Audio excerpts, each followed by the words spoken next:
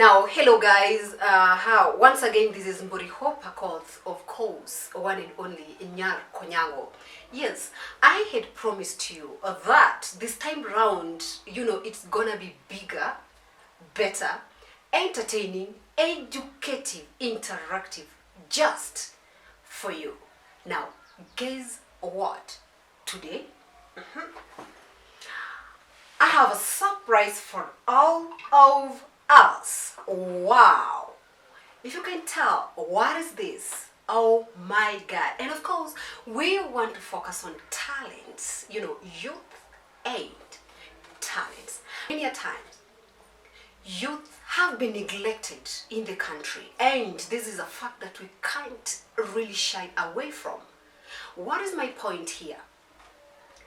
We know it too well that really we don't have job opportunities in our country. But again, as the sun sets and the sun rises, each and every person expects, to put something on the table to chew at the end of the day. Oh, wow. And I'm promising you that I have a special guest for this session. How are you? Hi, I'm good. I can see the weather is not that conducive. But Yeah. why have you decided to, To what? to just put on your t-shirt? Yeah, because I don't know, I'm in the house. It should be easy. Yeah. So it's for ease. Wow. Now guys, we have a new guest here today. And of course, who is gonna help us walk through the questions about youth and talent. But again, hold on a minute. Before we can talk about that, I have to tell you something that you hadn't known about this man, this handsome man seated next to me here. He goes by the name Peter Ngila. Now, Peter Ngila is an author. He's written a lot of books. This is just but the ETC that we have here. We will get into that. For now, let me give him an opportunity, to say hi and do a self-introduction for himself. Welcome. Okay, thank you. Hi guys. Sorry, I'm a bit shy, so I'm not very much used to being this famous. But my name is... Really? Yeah, my name is like coming into the camera. Camera is sort of scary. Yeah, but here we are. My name is Peter. I write fiction. I have a small background in journalism. Yeah, and nothing much. Nothing much. Peter, you're not telling these guys if you're single or married or dating or what, because now. We're wondering, huh? I don't know. Should talk about the books and yeah. So Peter, Yeah. let me ask you, Okay. how did the passion Okay. get into you? When did you realize that you can do writing? Okay, that's sort of political. It's a whole story. I grew up under my grandma. So when you grow up under grandma, you have that the chance of hearing all manner of stories and stuff, and then you get into school. Yeah, but I think writing is something which is usually inside you. Like that's the talent. All you need to do along the way is sort of start discovering it, which for me in my case it sort of discovered itself. I don't know whether that makes sense. Like you do really stupid things to get somewhere, not really getting somewhere, but to feel this is the right thing to do. Yeah, you feel like this is what I need to do in my life. Yeah. So you grew up in the arms of your grandmother. Yeah, and other women, because it's by other women I mean my aunties. Yeah, so that was basically. Wow. Now, can you please tell us your brief history about your journey in writing novels? I don't know, are they novels or? Okay, I would prefer fiction, but along Fiction. the way. Okay, what do you mean by the word fiction here? Fiction is a story which is made up. but made up in a realistic way, in a way anyone can identify with. So I like my fiction realistic, like something you can identify with, something easy, like something you can get into and enjoy. Wow. So, yeah. So like you can as well, see me, you see my characters, my traits, and then yes, you go sit down, pen it. Yeah, okay, there is that, then there is the, because writers can't write out of the blue, like you can't just write stories from, you can see them in heaven, in hell, or So whatever. do you sleep and think of something, or how does that writing? Okay, it depends, like when there are geniuses who dream, and after the dream you go write the thing, like an idea. Okay, maybe it has happened to me once or twice. Like everything which happens to a writer's life is like fodder for writing. Everything. Like for me, I write mostly, I like identity, because identity is wide. Like you can just take a story and take it to wherever it wants to go. So I don't know if that answers your question. Wow. Makes sense. Yeah. Wow, that is so nice, huh? And again, when was your first book published? The short story, because not that now I've written, like published so much, but I love the short story because I won't want to say it was the beginning, but the short story sort of took me into the art of writing. Yeah, of course, it's a whole in the village and borrowing someone's computer and a whole And how many books have you written so far? books.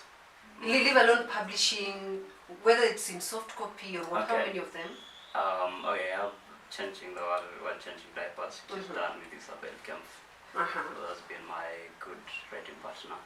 That is this book, of course. A very sweet book, huh? It was published in March this year, and it's available for sale for just 1,000 bob. 1,000 bob. Yeah. You got it very right. Yeah. This is called Changing the World While Changing Diapers. Actually, we'll get back to this book. Yeah. So it's a special book in many ways. Then we have this collection. The which Wagon. Is The Wagon is an Indian magazine. They published the story in 2017. Yeah, then they sent me some few copies. Okay. Yeah. And then now we have the selfies and signatures. Just taking selfie and penning down your signature. Yeah, so this one was, it was done by Darlington Chipweze, who is my Nigerian friend, who I've never met by the way, but he's a super awesome guy. He happened to see a story of mine which was published in Ghana in an online magazine called Ghana Rights. So he said, hey, I would like to publish this thing in a hard copy. I said, that's good. And months later, the book was here. Wow. Yeah. Peter, I found this Changing the World While Changing Diapers. Sitting down, thinking of changing the world, at the same time you're changing diapers. It has an awesome title, but then very tricky. So could you please make us understand what changing the world while changing diapers? Is it a mom seated somewhere? Okay. Changing the diaper of a You might, it's feminist, because for me I think when we talk about feminism, it's something which is just universal. You don't feel like women played, even today they do. Because I'm just sitting here at the house, maybe feeling down. My aunt called, she's like, I just want to see how you're doing. So yeah, it's mostly, the book is about my experiences as a in kid. life, Yeah, as a kid growing up. through your steps growing. Yeah, and how education helped me along the way. And that's now as a Kenyan boy, and then Isabel is a German mother living in Kenya. Wow. So, I love the fact that you have passion in writing, okay. and you do it with your all. You give it your all. And so far you've written a lot of books, and you've published some, and of course we're waiting for some to. Yeah. Meanwhile you can order. You can make you order. the changing the world while changing diapers. I feel this book you should just reach out for it, read it, so that you get to know how you can really sit down, change the world as you change the diaper. Wow. Now, Peter. Okay. Let's now talk about youth and talent. Now, if I may ask, do you think much has been done to our youth, to the youth who have talent? Do you think enough has been done? By who? Okay, by our government. No, I mean, I think the first thing what you should happen is if you feel you can do something, attend workshops like what I used to do. Oh, you must not wait for someone to you shouldn't push it in you. If I waited for someone, I would never have written a single word, you know. Like the first thing for you, and as I keep telling you, you do very stupid things, you know, like you do things which you never really intended. But it's like a path cut for you, but you don't see much of the path along the way. You just keep going around and round. How best do you think these talents can help the youth? How they can help the youth? Think. Is it okay? Talents on the positive side when it comes to youth and talent. Okay, here they are introducing the CBC something in school. Because if you can coach someone who loves drawing or doing, you know, that's more based on what you can do, not just the 844 thing. Because actually we have the spoken word, we have spoken word, we have drawing arts. We have photography, because you know photography, somebody could do it out of passion and talent. We have things like dances. We have a lot of talents. Writing is also a talent. Now come to think of these. You know, the students, when you are going through the schooling, when you start from primary, you know, you join the drama and everything, and then you go through high school. Yes, there's drama and everything. You join that too. You get to colleges, these higher learning institutions, again there are dramas and whatever, you can join them and you know. But then after that, what do you think about this talent? After because all of a sudden things just go hayway for these guys. Yeah, but the thing is, as I've told you, if it's something you feel strongly for, you won't have to wait for someone to push you. Like you'll transnight, you'll go borrow someone's laptop, punch those things. Like you will, so like that the more you keep doing your talent, what if it's singing, writing, the more you keep applying for stuff. You know, like if I never applied for writing residence in Nigeria, I would never have gone there. Visited. You know, it's also a privilege on the other side. Yeah, it was a shock to me because So are they the ones who took care of everything? No, I had to find ways to get the transport, but they have your air ticket, your stay over, no, because you know, a residency is a place where they, like a house is already built, like here. That's why it's called a residency. So you have a room, you have a nice writing table and a chair. Yeah, and then they used to give us some money for upkeep. Yeah, so it was a nice. Now, if I may ask, looking at the setup of you know, the African culture. You know, this is Africa. We have kids. You know, like for example, for instance, let me give you a short story. I have a sister with whom she had passion. She had passion in being a DJ. I don't know if she had passion or it was just an urge. But it's not that it was the main thing that my sister really wanted to do. You know. So one day my mom, you know, we were just outside. My mom was doing laundry, and then boom, my mom asked. They're twins, so they just completed their fourth form. Then my mom be like, oh, so what do you want to, have you decided on what you really want to take? You know, when in college, in the university. Then my younger sister, her twin, actually say. Ask, okay, let so and so speak first, then I'll tell you what really I want to do. Now, my mom is there, she's doing her washing. And then this sister of mine just pops up like, I want to be a DJ, and it sent some chills through my mom, and all of a sudden she stopped washing and she was like, how dare you, how dare you? How dare you think of being a DJ? I mean, she started giving some examples like, what, so and so son did what? I mean, is that really something that you can sit down and talk about, that you want to be a DJ? You tell me you want to dance. I mean, how the hell on earth can you sit down and think of us paying your fee just to learn dancing? What do you think about the perception of Africans with talents? I mean, it will depend on where you are. Like here in Nairobi, people are more enlightened, if I could say so. It's not like the whites who really nurture the talents. That they really wake up in the morning and find that, oh my God, Peter can dance. Oh, Peter can sing. And they see a potential in you, and a parent would really want to support that talent in you. In Africa, it's viewed, I think it's, of course, your parent will want the best for you, however part of the globe you are. So I don't see it as an African thing, it's a global thing. It's a global thing. Like your parent will want the best for you, however you are.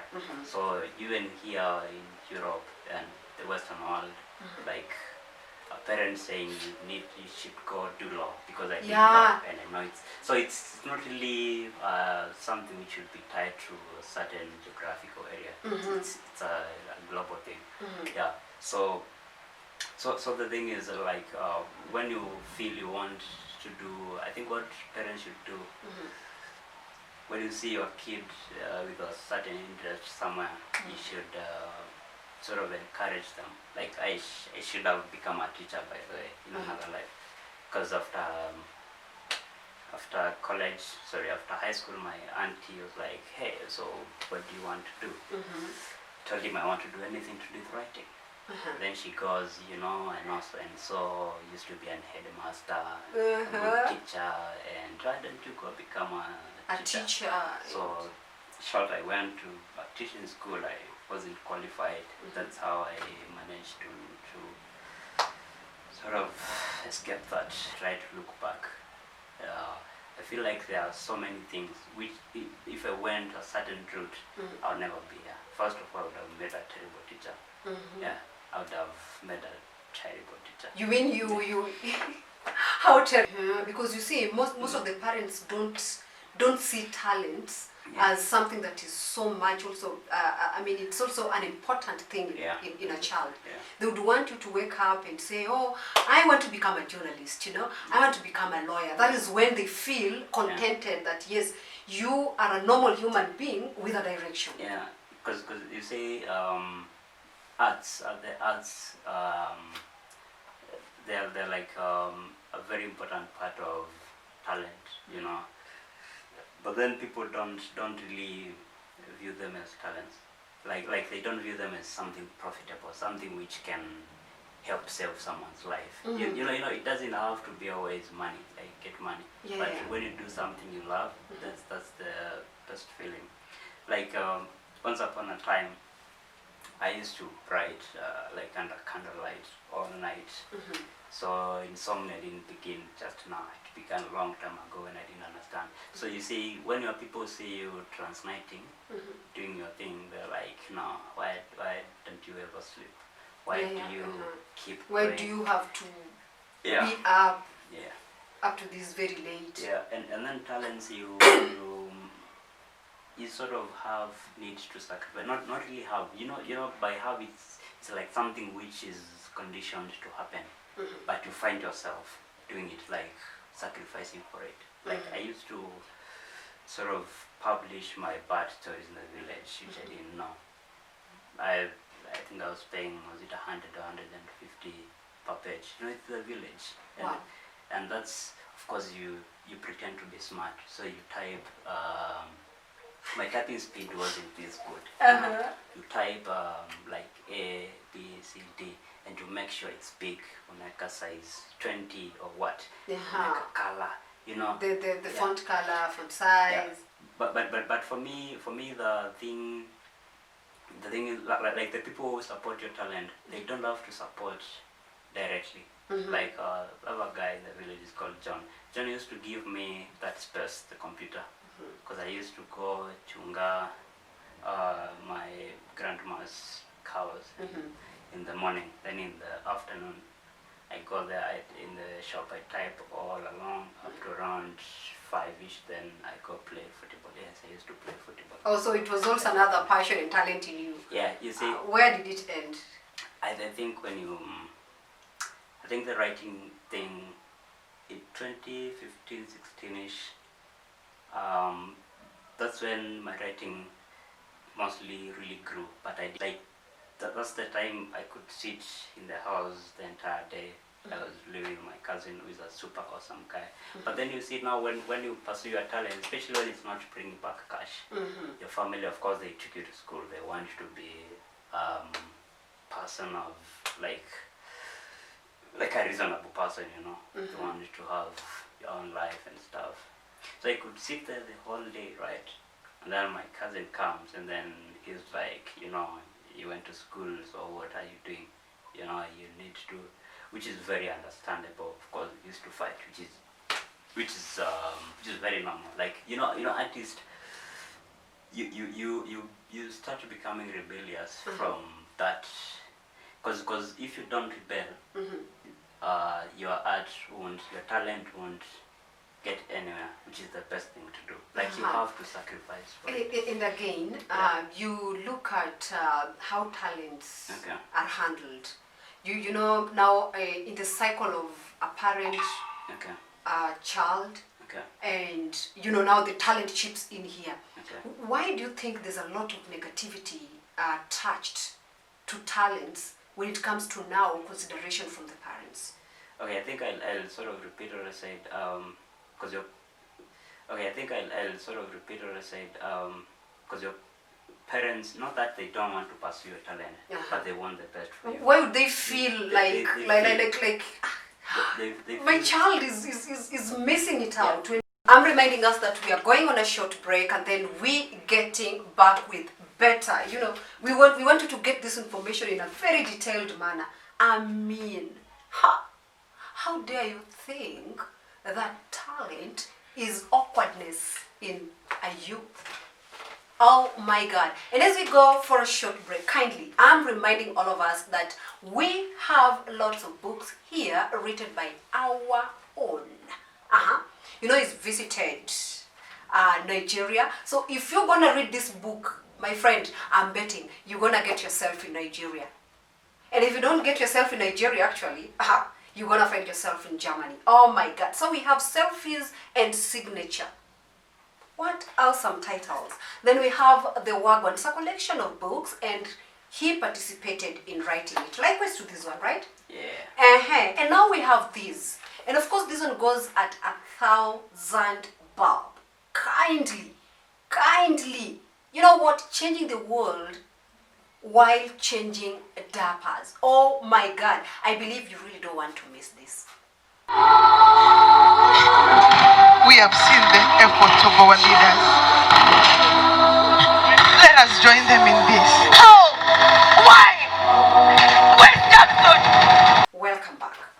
Now, we proceeding and why do they feel that you're getting lost when? Because first of all, talent. By talent I mean art, and by art I mean writing.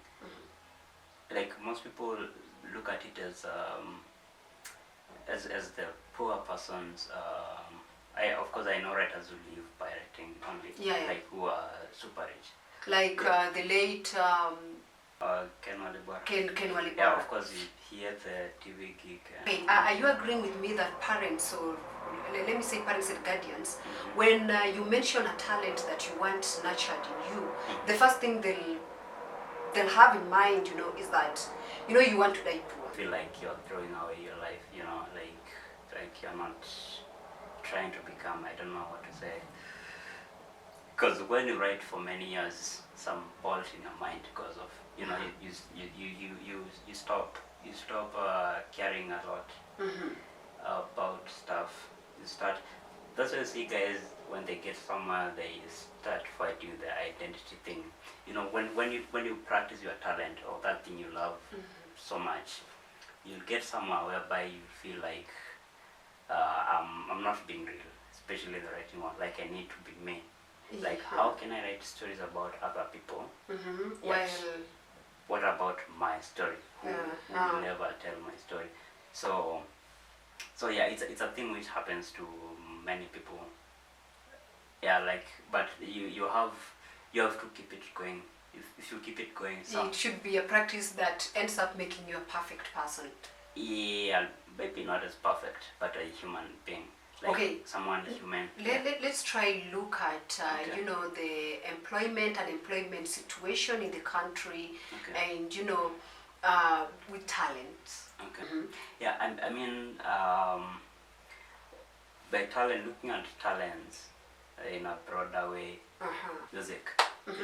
Music is when you say you're an artist. Someone will ask you where can I check out your music? And tell them, no, I'm a writer. Writers are artists too. So they don't believe that writers are also artists. Yeah, they don't. By artists mostly. And by the way, it's today that I'm getting it. Yeah, like I have to confess. Yeah, you're forgiven. Yeah, it's even when they start what are they called? TV or radio programs for art.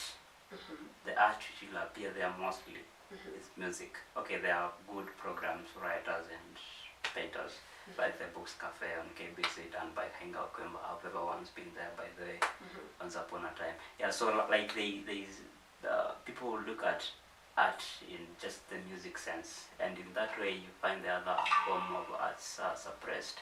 Like they are not given the right attention. But hey you, get to know this, that you're a talented child. Did you know that you can nurture that talent and, have your child lead a better life than that of employment? Did you know that? Yeah, I mean, I was just saying something the other time, like the big league of comedians, comedians. The Churchill. Yeah, Churchill, that's Rico Mondi. Yeah, we have a number of them. Yeah, I mean, Jalango. Not that those guys went to a school to learn how to make people laugh. It's just inborn. It's something inborn. But if it's new, you need. That's what I was talking about, talent and effort. In writing we say talent is 1%, effort is 99%. Like how much are you willing to push yourself? So the moment you fail to put in effort, then automatically it dies. Because the talent won't go anywhere. Because there is no way I can say because I'm a super talented writer, I'm just sitting down here, have all manner of coffees and let the talent do the writing. That will never happen. Until you do the real thing, you do the real writing. The talent will come in. The talent will come in to sort of back each other up with the effort, Because if you don't work hard, like if you don't put your effort into something, the talent might not matter. Yeah, so much. Sure. Okay. We have the youth in the off-grid, we call it off-the-grid locals. Okay. And then we have now the youth who are, exposed in the cities. Do you think or do you believe that these two groups got, equal opportunity when it comes to field of talent? Yeah, first of all, exposure. The more you're exposed. Because you can't compare someone, a kid from here, maybe Nairobi, who can access a library, like let's say the Kenya National Library, Pan Macmillan, with a kid at the village reading everything they can. What are some of the positive roles that talents have played in the lives of the youth? I think exposure and growing up. Because if you pursue a talent, it will take you somewhere you'd never have imagined. You know, for example, in my life, I've never thought I would ever climb a plane. That's what I used to tell my people, like kupanda ndege, because. But thank God you did You know, it. you know, like you know, you used to go to the airport to pick guys coming from elsewhere. Yeah. Like you know, when the first time is the most interesting, because when it was taking off, I feel like someone was like taking my hat and lifting it up. You know, the hat. You know, like, and then it gets somewhere where it gets to the cruising altitude, and then it's okay. And then when it's landing, you feel like your heart is taken and being taken down slowly. You know, it's an awesome feeling. it's just Amazing. And then the clouds, God. You get right deep inside. Yeah, like me, I was, you know, I'm this person who can get too excited, you know, like before. I remember when I got the ticket, the visa. I barely slept, like for a You week. were holding it, and Yeah. is it real? Because it was like I have a passport. But again, that is out of talent anyway. Yeah, so I was, but then I was sort of anxious because remember that Malaysian Airlines plane which got lost. I had someone learned about it, but then I kept asking myself, what if I go up under this thing and it gets lost, you know, forever? That's what talent should do to you. Should make you curious. Yeah. You know, about your environment. Now, how can we best bridge, how can we best bridge the gap in the exposure between the youth who have all the exposure in the cities and the youth who really lack exposure but they have marvelous talents back in the village? I think the thing that's simple. You see, like what the West Africans, the Ghanaians and the Ivorians, they have these nice academies for footballers. Wow. You know academies. If let's say a guy like Drogba has maybe starts an academy. You know, Yeah, it's so for kids. he nurtures these talents as they Yeah, come. and you know when you are under Drogba, not that the name of Drogba sort of takes your talent somewhere, but when you're there, you sort of challenge yourself. You see this as a role model. Someone who's made it, and someone who's come back. They really to want give. to follow the steps and do better. Someone has come back to give back to me. To the society and the society. Yeah. I believe at a point this talent, someone can take advantage of a youth who has a talent, and how best can this be eliminated in the society? Yeah, it's possible. Like, it's unfortunate, but it happens. Like music or writing, when someone takes your maybe something you've recorded. And Then they go personalize. Yeah, so I think for parents should support their kids, you know, should try to identify their kids' talent. I've ever met someone in college and they don't know what they want to do in their life. Yeah, like they need to sort of see what their kids want, and if the kids come to them first, they need to see how to support that. Because now we're getting it into a new era which is full of self-expression. You know, like guys don't shy saying I want to be a writer, I want to be a musician. You know, that's the, and if you can get a parent who can support, you are the luckiest of people. So yeah, children or youth, I think the best thing is to concentrate on your thing, you know, and try to move with like-minded people, you know, the kind of friends you make. You know, talents should be supported and should be pursued, because you don't want to be someone who sort of takes that degree and then you drop it off, and go pursue what you want. Yeah, so talents are very necessary, because you can actually do them even after retirement. For example, writers write at 80 years of age or even older. Yeah, so yeah, thank you for your time. Yes, and now that was a very, very sweet session that I had with one talented writer and author, Peter Ngila. And of course, you've seen some of his books, and you know the books are still on stock. You can always get in touch so that you get. Actually, I'm still advocating for this one book known as Changing the World While Changing the Diapers. Wow. Now, again, we were talking of talents and youth. Now, I want us all to change our negative perception when it comes to talents. One thing I want us to know is that right now, truth be told, without sugarcoating a thing, you know, this is something you can take to the bank, and I don't want to talk much about that. There are no jobs.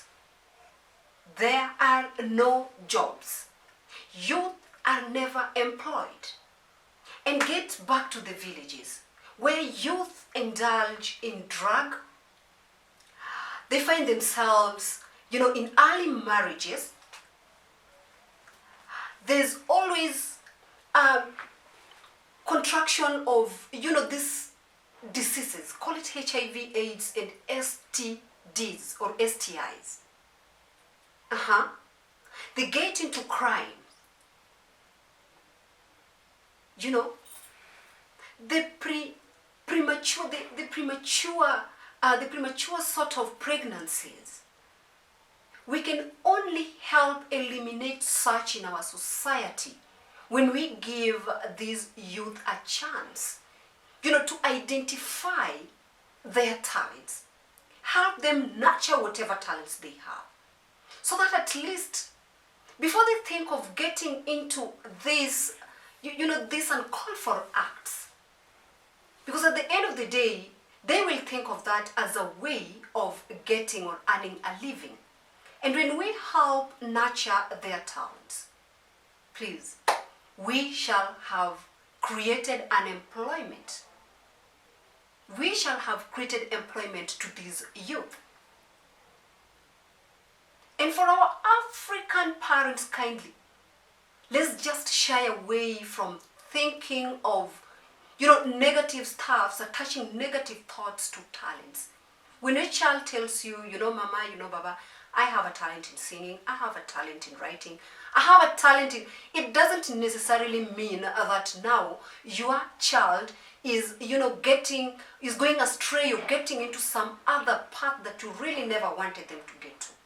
Help your child, help the nation. Thank you so much. Until we meet next time. I was yours, Mbori Hopakop, of course, one and only Onyango OnyangoMedia. Bye.